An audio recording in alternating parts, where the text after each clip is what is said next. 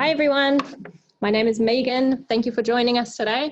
I work with Social Value Aotearoa and we're very excited today to be hosting this webinar with a guest from Trust Tairāwhiti and the Kōtātā Insight Group. Today we're talking about the story of Trust Tairāwhiti and how they went about co-designing a regional wellbeing framework and implementing that into their practice. And we're very lucky to be joined by guests Gavin Murphy and Erina Hurihanganui from Trust Tairāwhiti and Conal Smith from Kōtātā Insight. So I'll hand over to our guests if you want to do a little intro to yourselves. Maybe we'll start with Gavin.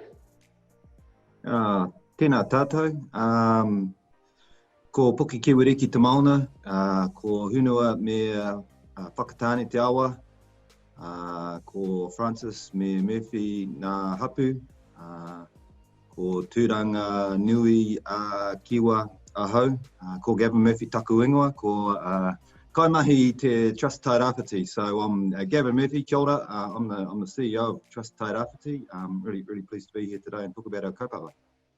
Kia ora tātou katoa, ko Erina Hurihanganui tōku ingoa, I te taho tōku pāpā no Ngāti Tūhourangi, I te taho tōku kōka no Ngāti Parau. Kia ora everyone, I'm Erina Hurihanganui. I work alongside Gavin at Trust Tairāwhiti as a community engagement advisor, helping to implement our He Tohu Ora Wellbeing framework.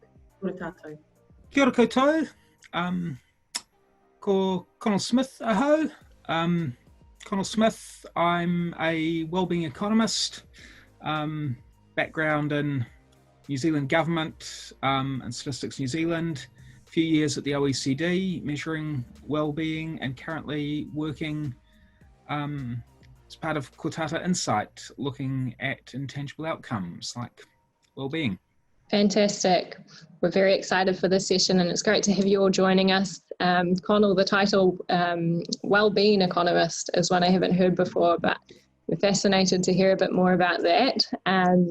It's a real thing. I got the surprise. I interviewed before the Wellbeing conference on breakfast television about 2 years ago when they held a big one in Wellington. And I think it was Hilary Barry, just without any briefing from my end. And now I'm going to talk to wellbeing economist Conal Smith. So it's a thing. I quite like it. Awesome. Yeah, it's a great job title. So cool. Today we're talking all about Trust Tairāwhiti and the wellbeing framework that you guys have developed and are beginning to implement. So I'm really excited to hear about this. I think you have some slides to share, so I'll let you set those up. And then my first question is for yourself, Gavin. And it's just a little bit, if you could tell us a bit about who Trust Tairāwhiti is for our audience and what you do. Sure, okay, yeah. So Trust Tairāwhiti, we are really a regional development trust, if you like, for the region. Our genesis, our whakapapa, comes by way of the deregulation of the electricity and energy industry in Aotearoa in the 90s. So originally an energy-based community trust, and over the last number of years we've morphed and started as a community trust with a strong philanthropic community grants outcomes basis. Over time, through the ownership of Eastern Group and the original energy company, that group was able to grow with our ownership and therefore supply us with a strong strong dividends, allowed the trust to grow. And the trust morphed into the region to pick up the economic development agency activity and the regional tourism role in regions. So in 2015, we sort of brought those things together and started on our journey to consider all of those things that have been brought together in one place in the Tairāwhiti, quite an awesome and unique region. Relatively, I wouldn't say isolated, we're not far away from anywhere, an hour everywhere by flight, but not a lot of opportunities for our region to connect up with others around things like infrastructure and economic development activity. So we've come up with a model that's sort of unique, I think, one of the more unique ones in Aotearoa, and works for us. Yeah, so we've sort of combined those, and in that journey we wanted to actually represent who we are as a region, where we are as a region, and so the move to Trust Tairāwhiti was the last step in that process in the last few years, and the commencement of us wanting to go on a wellbeing journey as well. Fantastic. Well, thanks so much. It's great to know a little bit more about you guys. So my next question also for you, Gavin, and we've got about 5 minutes for this one, was what prompted the Trust to focus on wellbeing, and how did you start, and where did you start? We've had a lot of conversations this week about wellbeing that we kicked off with a panel on Monday, and I think for a lot of companies and organisations, COVID has been the how did you start, and it's been a bit of, well, we had to.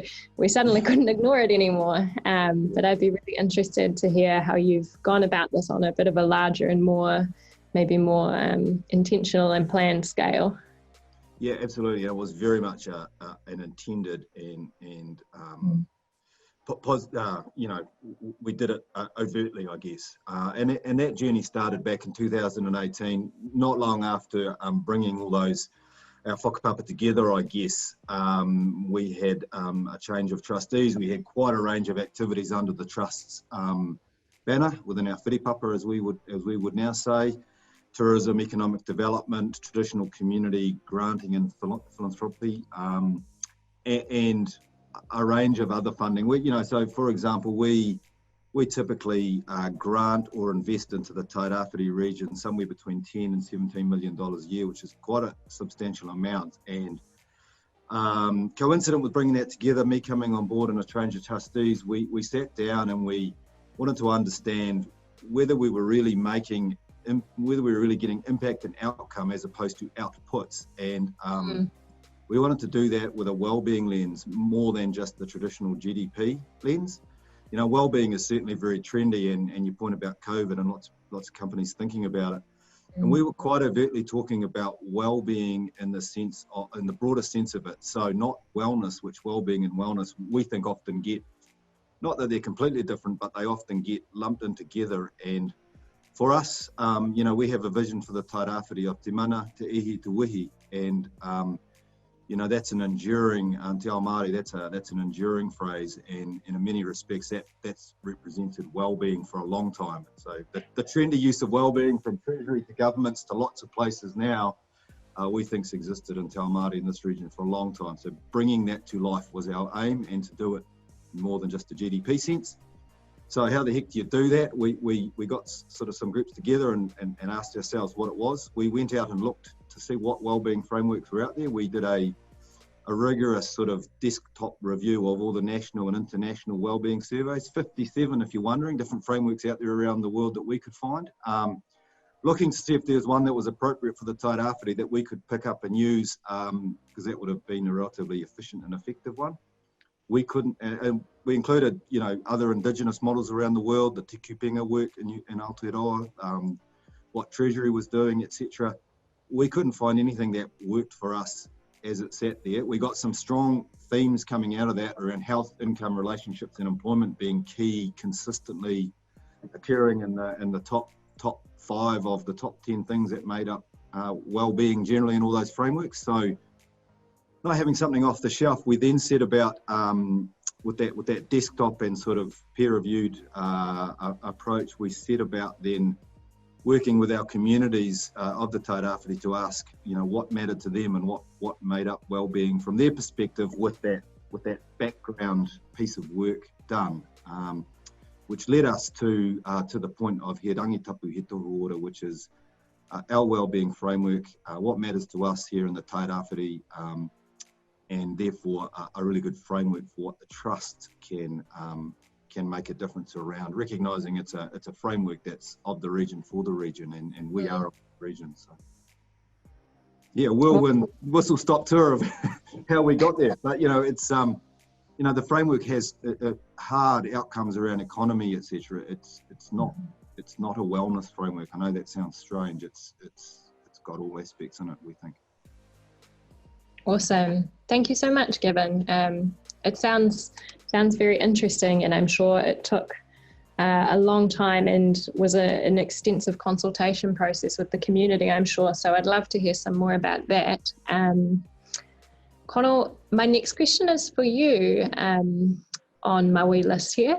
I'd love to hear a little more about your job as a wellbeing economist and what that looks like, and how this framework sets out to measure wellbeing and how one would go about measuring an intangible like that, and a little about your journey with working with the Trust, if you'd share that with us.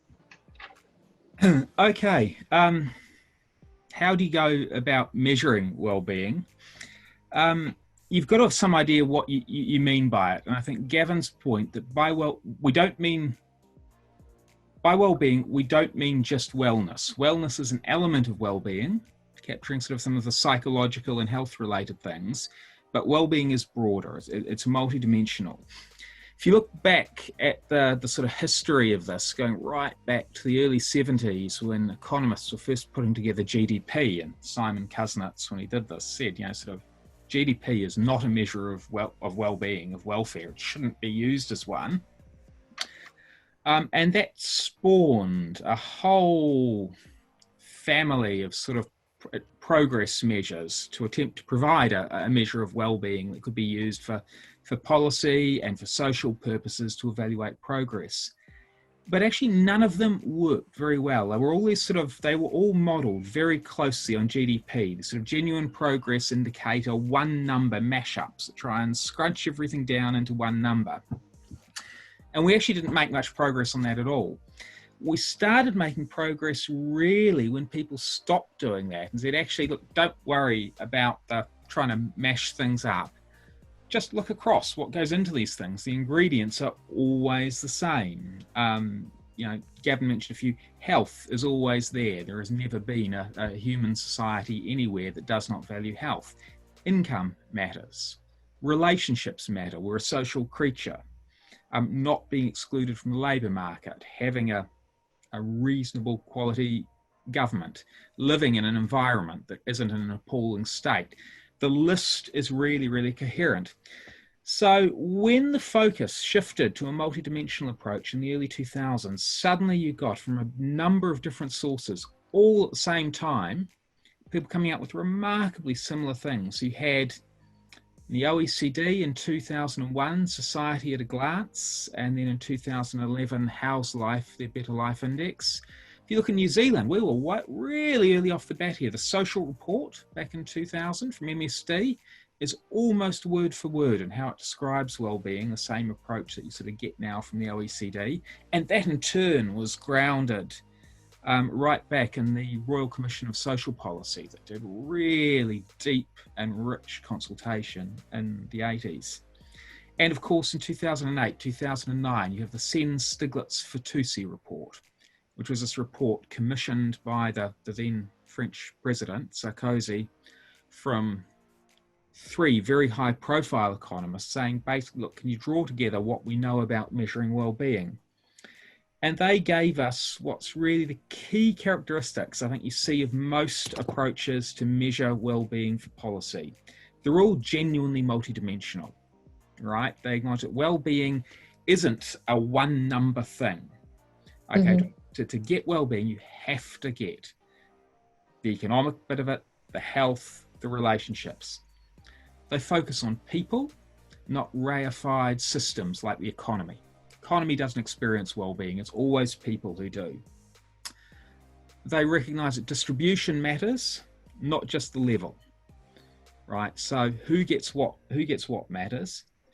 They have an intergenerational aspect to them, right? Which is sustainability. Sustainability isn't about just bringing the environment in, it's about time.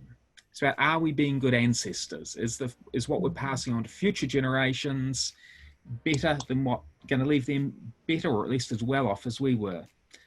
And finally, all the successful frameworks you see are intrinsically local. So I've been saying, look, there's a lot of common stuff here. They all say it their own way. There is no, you look across these things, you see 2 things. Gavin mentioned 57. Every framework is slightly different because it reflects the things that matter to the people you're talking to. And they're all on one level slightly the same. Whether you look at Mason Jury's Whare Tapawhā, you find physical health in there, you'll find relationships, you'll find a need to have a standard of living. you find that in the OECD framework. But all successful ones don't go, oh, the OECD said this, so we'll follow their list completely. They're grounded in their communities, and then you see some commonalities build up. So I don't know if I'm talking too long. Do you want to talk a little bit? I think there's one thing that's worth really bringing out about the trust. So apart from the fact that they're lovely people and working with them and getting up to Gisborne is always a pleasure. Yeah, there are two key contrasts, right? Working in an international environment like the OECD on this is great. Go along to conferences, everybody treats you as very important, and no real impact on anything. So coming back home to New Zealand, working with the Treasury in Wellington, or even more so with the Trust, key features of it is that they're interested in doing, not an abstract question about how do we, sort of measure this in some economic sense, but actually on the ground, what can you do to make your investments better focused on well-being? And they're a funder, so they're able to actually allocate funds on those grounds. And the really interesting thing about this project, and I think this is where I'll sort of wrap up for a bit, the vast majority of international effort and local efforts on well-being focus on measurement. I love measurement. It made my career out of measuring well-being. Measurement really matters and is a really important step to getting this right. But there are only 57 well-being frameworks for measurement. I could count the ones that have actually taken that to the level of investment on the fingers of one hand and have fingers left over. There's the Treasury here, Living Standards Framework, but that actually stops short of really getting systematic on investment. The United Arab Emirates developed one. They've got a very detailed system, but given the human rights issues there, whether they're actually, the degree which that's actually carried out in practice is another question. Regional level, the Chongnam Regional Development Institute in Korea, actually another regional development one, they invested quite a bit on this, but really this is one of the very few attempts to say, okay, we want to go beyond measurement. Measurement's good, there's a body of work we can build off there. Now, how do we actually use that to inform our investment decisions? And for me, that's been both the huge challenge in doing this, because it's going into what is substantively new territory, but it's also the really interesting and exciting bit. Awesome. Thank you so much, Conal. One thing I wrote down that you were just mentioning that I found really interesting that you said is the idea of being a good guest, the idea of framing our decisions by that principle, because we actually had another webinar this morning on exactly that concept, on how do we be stewards for the future. So I think that is a really great link into today's session. And so what you were saying about identifying that it has to be bespoke, it has to be from the community and for the community. And that as well has been a theme throughout this week for us. So really interesting points that you raised. And that actually leads me into the next question, which is for the community engagement part of this equation. So Erina, you were tasked with engagement through designing the framework and into implementation. Could you walk us through this a bit and tell us about how do you listen properly to communities and how do you get a full gauge on what matters most to them? Yeah, I mean, I guess following on from what Gavin talked about, the first kind of stage for the Trust was to do that kind of review and just see what was out there and what different communities and NGOs and governments and government here in Aotearoa and around the world were actually doing, and how they were grappling with issues around creating this type of framework. But one of the key recommendations in our preliminary research was all around doing some really good solid community engagement, because of course wellbeing is all about people, as Conal has said. So we started off and we decided to kind of do some really good engagement, but keep it relatively under the radar, not do high level promoting engagement and hold kind of maybe 4 or 5 public hui. We were very intentional around just tapping, kind of spreading ourselves out into our networks and trying to capture voices from potentially parts of our community that we don't necessarily hear from all the time. the functions of the trust go right across business, tourism and communities. So we've also got frontline workers that have all sorts of networks. So we really just took quite a strong networking approach to our community engagement. And, you know, in hindsight, you know, community engagement is not only about who you actually engage with, but also being very aware of who you haven't engaged with. So as much as we tried to do as much community engagement as we could, you know, we're always well aware that there still are parts of our community that we didn't engage with. But we did a lot of different things. We did focus groups. So we had kind of small groups of 6 to 9 people. We spent like half a day with people. We kind of went through asking what mattered to people, and we started kind of at an individual level and then kind of worked through to what mattered to people with their whānau, and then right out to what mattered with people in their community. In the business sector, just talked about what does wellbeing look like in the workplace, what are the things that employers are grappling with in terms of workplace wellbeing. We had a lot of different HR people talking to us about the kind of way that health and safety was moving more from a compliance-based way of working to more of a wellbeing-based way of working. So we spent a lot of time doing focus groups. We did one-on-one interviews. We had a few kind of pop-up events where we just had a stall and asked people around different things that mattered to them, asked people what mattered to them in our communities. So we kind of tried to do a range of different types of engagement. Concurrently, we were also really putting our feelers out into the networks in terms of how do we create this framework? What kind of measures would we be looking at, and how on earth do we even start to think about you know, a consolidated framework that includes community voice, that also includes the obligations that we have to our trust deed, that has a kind of a robust technical background to it as well, and trying to mediate between, you know, potentially those tensions to come up with something that we felt was giving voice to all of those areas quite well. So we reached out to the social, at that time, the Social Investment Agency in Wellington, just to get a check-in on what they were doing, and through kind of approaching them and approaching other people, we connected into Conal Smith via Professor Arthur Grimes. We had heard that he had been doing a lot of work with the Living Standards framework as well, and he introduced us to Conal, but just realising that there's just kind of a whole you know, there are a whole lot of layers of people working in this space right across Aotearoa, and kind of getting our heads around what that looks like. Connecting out to Waikato, because they have been doing regional wellbeing as well.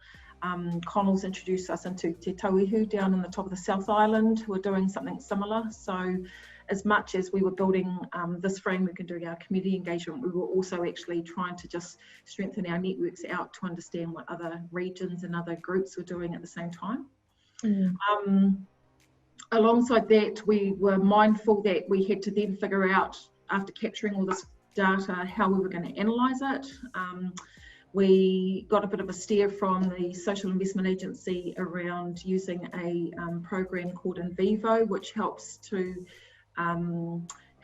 to look at qualitative analysis, because a lot of our stuff that we captured was qualitative interviews and transcripts. So we went through a process of bringing ourselves up to speed with In Vivo in terms of how to analyse qualitative data. At the same time, we realised that data itself was a very big, substantial and significant piece of work in the framework for us as well. So just getting our heads around what that looks like.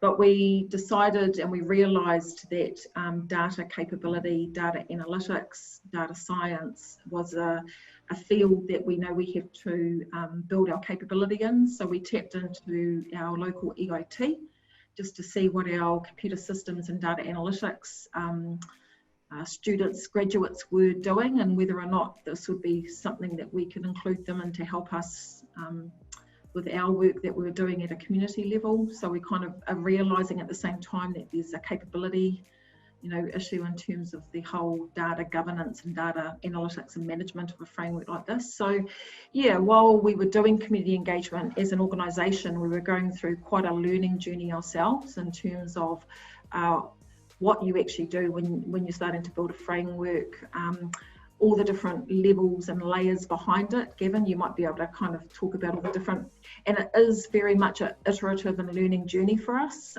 We continuously realise that there's a whole lot of complexity in this.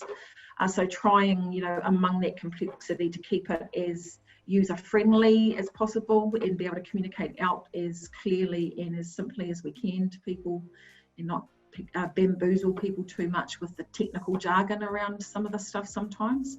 But yeah, so we did our analysis, and we decided that there were some real overarching themes that were coming out of our data.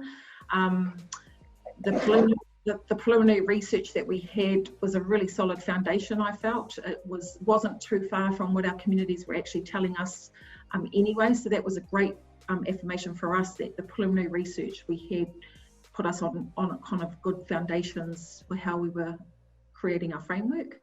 Yeah, and then we revisited everything that we had done, summarised it all and took it back to our trustees, and it was a real kind of solid working process in terms of feeding back to our trustees what we had found out, what it looked like in terms of priorities, some of the things that our communities were telling us, and then kind of starting off with here's what we think we could do, and getting our trustees back into really bringing it to life and developing it up. Thanks heaps for that, Erina. It's fascinating to hear your story, and I'm sure lots of people on the call are taking furious notes. I'm just conscious of the time that we have just 3 minutes left, so I'll throw the last question to the three of you. Maybe Gavin, if you want to start, and feel free to jump in. I'd love to end on, we've talked a lot about developing the framework and how we went about getting to this idea of what wellbeing is and how we measure it. I'd love to end on how you're starting to implement it and what that looks like for your communities. And to the audience, feel free to leave at 2:30 if you need to, but we can also stay on. We won't be offended if you leave on time if you've got other engagements. But we will leave the channel open for another 5 or so minutes to capture any of your questions that come up in the chat. So over to you, Gavin. Cool, yeah, good. And look, trust.tairāwhiti.nz. We've got a lot of more information and background, including our framework there. So by all means, go and have a look at our website to get a real sense of that. Yeah, I think the real challenge is as Conal mentioned, very few regions, places in the world that have operationalised this in a true sense. So in many ways, we're now just at the starting line. But we've essentially pulled apart our funding decision making that we historically have had across community granting, economic investments in terms of loan or equity investments, and are rebuilding it, have rebuilt it around this framework, which Erina's just put up on the share screen. Hopefully everyone can see. It starts with our waharoa and equity, sustainability and integrity. So in order for us to progress anything through our decision-making processes, then it must make it through our gateway and talk to our outcome statements around equity, sustainability and integrity. And then we look to line it up in terms of funding, which of the outcome statements, as we call them, which of those muka is the opportunity primarily speaking to, and then what are the linking or spillover muka that also support it. And from there we have very specific statements under each of those areas, and we're looking to line up how, if we do this activity or fund this program, it will deliver to those outcome statements. How will it grow greater resilience in our economy? How will it make our communities healthy? What are the impacts and outcomes of that program? And if over time we do enough of them, we have a series of headline indicators, wellbeing indicators under each of those under each of those muka, those areas, and we're looking to see, there it is there. So this is, I think, correct me if I'm wrong, Conal, our first early measurement of how the well-being of Te Tairāwhiti looks under our framework against the Aotearoa average, which is the green line. So where does the Tairāwhiti look relative to the rest of the country? And we have measures, those indicators there are how we're looking to measure that. And so what we're trying to do is line up funding programs that have project impacts and outcomes that over time move these indicators here.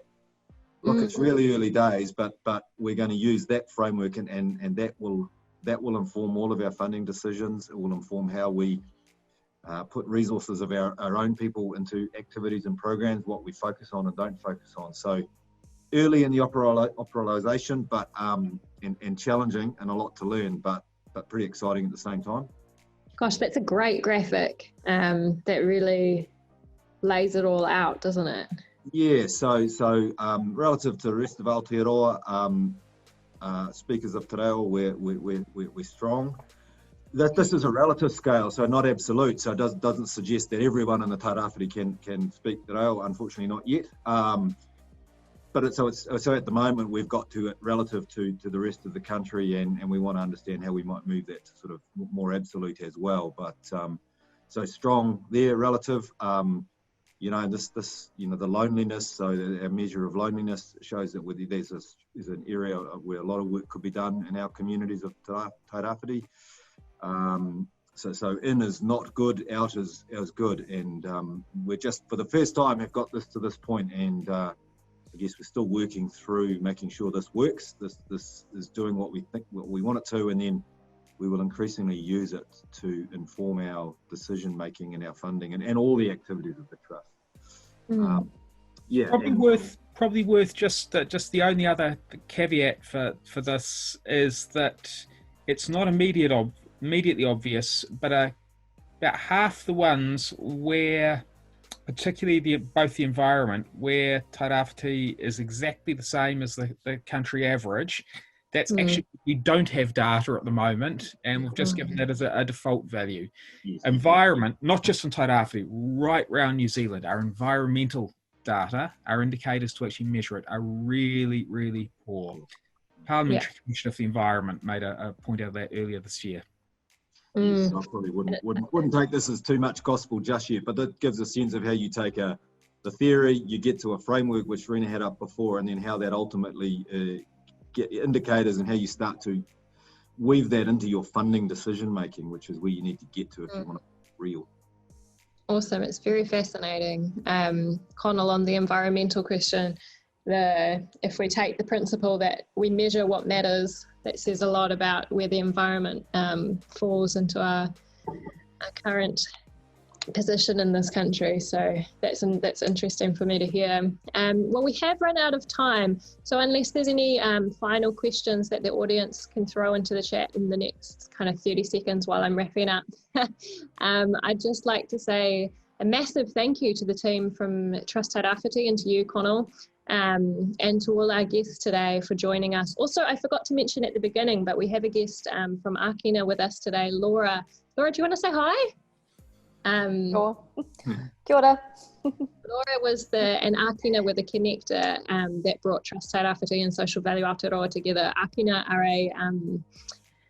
Laura, do you want to introduce Erina? Say a little bit about yourselves? Sure. We're an impact-focused organisation.